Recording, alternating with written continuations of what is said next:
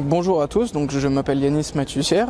Au niveau de mon parcours, j'ai donc commencé par un BTS après-vente automobile, option véhicule industriel que j'ai effectué en alternance donc dans l'entreprise Mercedes-Benz VI Île-de-France. À la suite de l'obtention de celui-ci, je me suis donc orienté vers un diplôme d'ingénieur en mécatronique que j'ai effectué en première année dans l'entreprise Mercedes-Benz VI Saint-Denis. Et en deuxième année, j'ai eu l'occasion, la chance de pouvoir intégrer le siège social de Mercedes-Benz France. Occasion que j'ai donc saisie. J'ai travaillé pendant 1 an en tant qu'ingénieur produit après-vente, puis à partir de la 3e année en tant que formateur technique après-vente. Bonjour, je m'appelle Boulek Sissoko, je viens d'être diplômé en fait de la formation d'ingénieur mécatronique, spécialité process assistance véhicule au GARAC. Donc mon parcours scolaire, je le décris comme suit. Donc je suis issu d'un baccalauréat scientifique que j'ai obtenu au Togo. Suite à ça, j'ai fait un BTS en génie mécanique spécialisé en engin de chantier dans mon pays. Suite à ça, je suis venu en France et j'ai complètement repris la formation de BTS en après-vente que j'ai terminé en 2016 et après ça j'ai intégré la formation d'ingénieur au GARAC.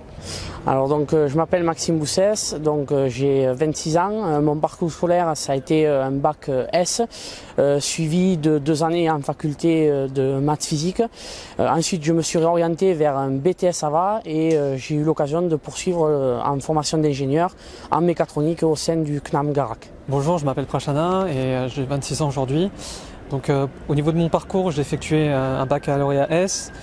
Suivi donc j'ai fait effectuer 2 années de licence ingénieur SPI à l'université.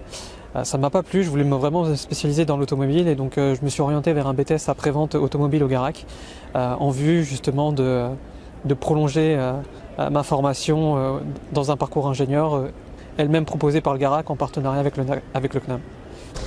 J'ai un parcours plutôt atypique. J'ai travaillé dans une autre école d'ingénieur en production automobile. J'ai décidé de me réorienter dans le SAV automobile et donc j'ai intégré le GARAC pour suivre cette formation d'ingénieur pendant 3 ans. Je m'appelle Antoine Manicargoat, j'ai 29 ans, je suis actuellement apprenti ingénieur au sein du groupe Losange Auto. Mon parcours scolaire, c'est d'abord une filière générale en économique et sociale, une classe préparatoire aux grandes écoles à Saint-Cyr. Ensuite, je suis rentré dans la vie active en tant que militaire du rang. Et par la suite, j'ai été réformé et je me suis lancé dans la réparation moto avec un bac pro en réparation moto, ensuite un BTS. Et maintenant, donc, la formation d'ingénieur en après-vente, mais dans l'automobile. Donc, je m'appelle Hugo Alves, je suis aujourd'hui donc en dernière année de formation d'ingénieur en mécatronique. J'ai 22 ans et donc j'ai commencé par un bac professionnel en maintenance de véhicules industriels. J'ai poursuivi ensuite par un BTS en après-vente automobile en option véhicule industriel aussi, de maintenance de véhicules. Bonjour, je m'appelle Alexandre Cap. Donc là je viens de terminer la formation d'ingénieur mécatronique au GARAC en partenariat avec le CNAM. Donc à la base, je viens d'une formation plutôt technique avec un BTS MCI, moteur à combustion interne. Et dans la suite de cette formation, j'ai décidé de suivre sur le parcours d'ingénieur, notamment pour développer mes connaissances et mes compétences au sein de l'atelier et du monde de l'après-vente automobile. Donc je m'appelle Loïc Martel.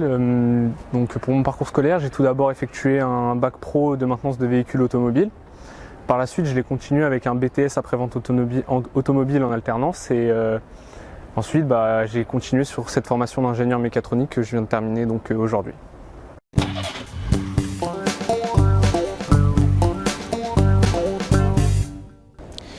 Donc ce que j'apprécie au niveau de l'après-vente automobile, donc tout d'abord sur la partie filiale, ça a été le contact que je pouvais avoir avec les clients, mais aussi forcément la partie technique, donc la partie réparation en atelier qui est très enrichissante au niveau technique, donc avec toutes les nouvelles technologies qu'on peut avoir aujourd'hui dans nos véhicules. Donc cela m'a beaucoup appris.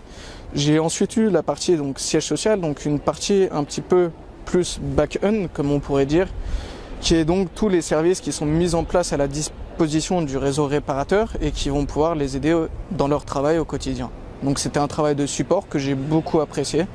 Et sur la partie formation, forcément, beaucoup de contacts humains. Donc ça m'a refait un petit peu partir sur ce que j'aimais en filiale et c'est quelque chose que j'ai beaucoup apprécié.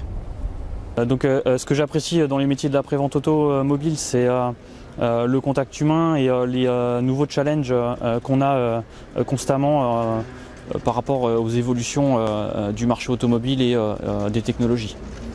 Donc ce qui me plaît dans le service après-vente, c'est la relation qu'on a avec les clients et le fait de trouver des solutions aux problèmes qu'ils rencontrent afin de tendre tous vers une finalité qui nous correspond.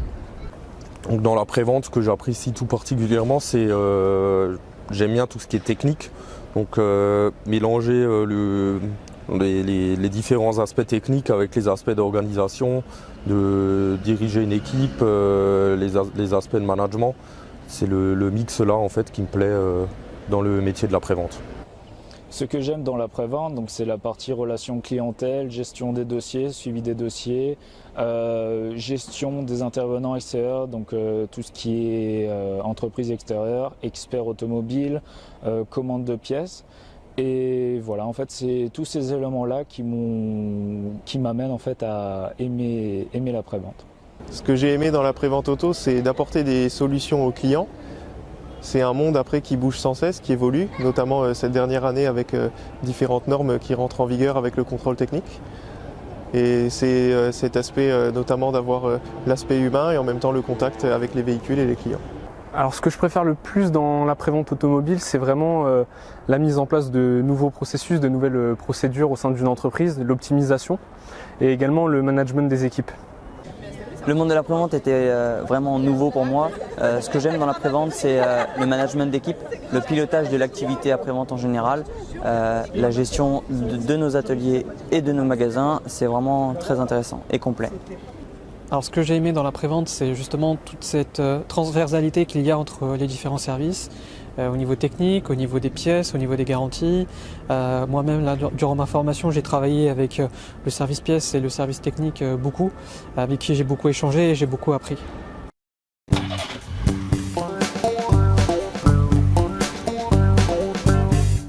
Alors, ce que la formation m'a apporté, c'est surtout le côté management et relations humaines.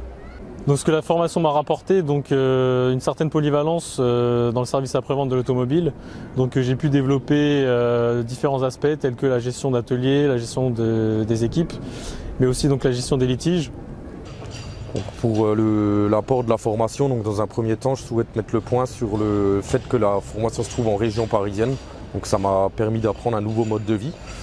Ensuite, la formation m'a permis d'apprendre pas mal sur tout ce qui est les aspects scientifiques, technologiques, d'organisation. Elle m'a permis de prendre du recul sur différents aspects qu'on peut rencontrer en entreprise. Et du coup, c'est un apport très enrichissant en termes de formation et de compétences professionnelles. Donc cette formation qui est très très vaste nous offre toutes les compétences techniques et scientifiques nécessaires à exécuter le métier d'ingénieur. On retrouve aussi une partie très intéressante sur le management et le pilotage d'activités automobiles. Donc cette formation m'a apporté un bagage technique, notamment sur toutes les technologies aux alentours du véhicule et en périphérie du moteur, chose que je n'avais pas avec mon BTS à combustion. Ensuite, cette formation m'a apporté aussi beaucoup de sens des responsabilités, des compétences managériales pour la partie entreprise.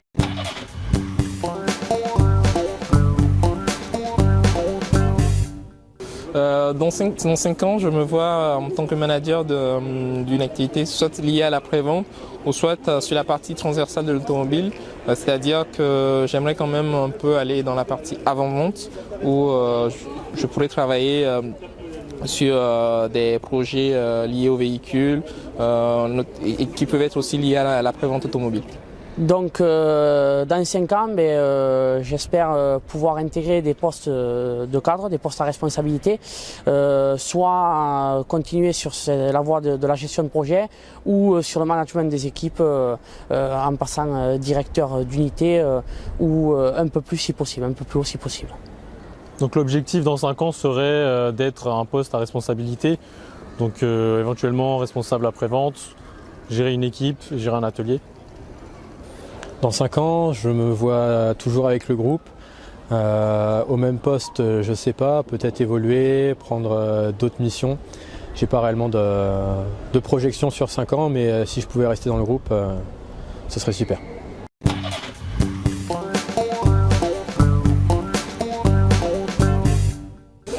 Bon, pour les futurs apprentis qui entrent dans la formation, je dirais qu'il faut se donner dès le départ en fait. Déjà, il faut savoir où on va dans la vie. Ne pas abandonner en cours de route. Si on veut rentrer dans cette formation, il faudra déjà se définir un objectif. Qu'est-ce qu'on veut en fait par rapport à cette formation, par rapport aux différents modules qu'on a.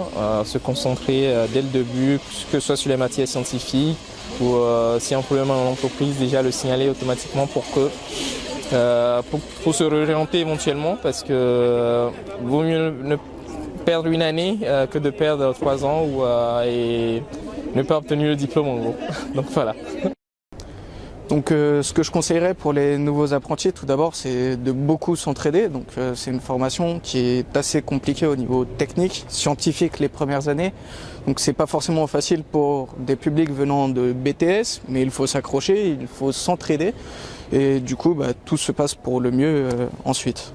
Donc les futurs apprentis, si j'ai un conseil à vous donner, impliquez-vous dans la formation. C'est en étant studieux qu'on peut y arriver. Il y a certes quelques petites embûches qui sont tout à fait surmontables. Et puis profitez de cette formation pour enrichir vos expériences au sein de l'entreprise. Alors le conseil que je pourrais donner aux futurs ingénieurs, c'est de ne pas lâcher, d'être bien organisé, d'avoir un travail régulier. Vraiment, c'est la clé ici pour réussir. Donc, pour le conseil pour les futurs apprentis, donc, ce que je conseille, c'est de bien suivre les missions avec les différentes avec l'entreprise, donc le lien entre l'école et l'entreprise, et d'attaquer le mémoire suffisamment tôt pour éviter de stresser à la fin. Si j'avais un conseil à donner aujourd'hui, ça serait surtout de rien lâcher, de continuer, de persévérer. Ça peut être très long, mais les débouchés sont intéressants, ça reste une belle formation. Donc voilà, surtout rien lâcher et tout donner. Un conseil pour les futurs apprentis, vivez votre expérience à fond, ne vous faites pas de blocage, suivez ce que vous voulez faire. De toute façon, tout ce que vous allez apprendre ici vous sera utile dans votre vie future et votre vie professionnelle. Si j'ai aujourd'hui un conseil à donner aux futurs apprentis, c'est que la bonne entente et la bonne communication à l'intérieur du groupe est primordiale pour la réussite de chacun.